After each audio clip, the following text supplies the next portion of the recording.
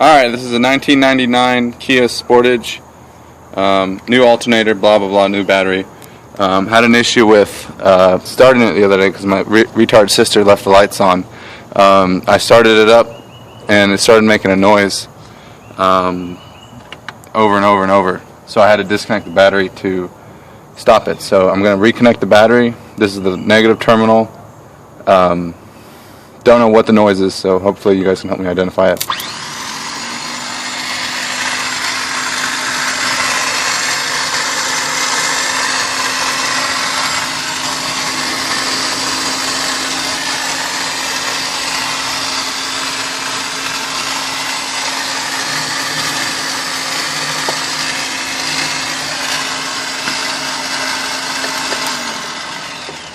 And that's without any keys in the car. No ignition is started. I'm going to replug that in and go on this side. And it'll keep doing that.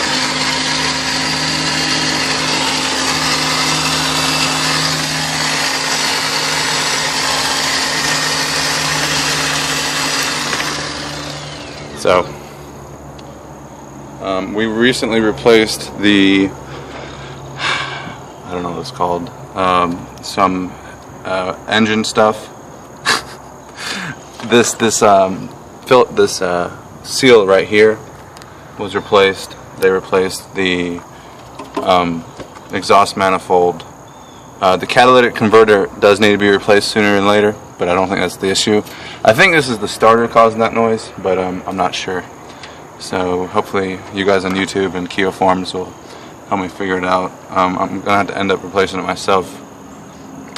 So there is a new radiator recently. That's the new alternator I put in myself probably about a year and a half ago, or half a year, maybe 8 months. They replaced this seal, I'd say 6 months ago. It ran great. A bunch of new cables to the electric engine coil, whatever it's called, and I'm sure I'll figure out the rest and I'll type it out. Thanks.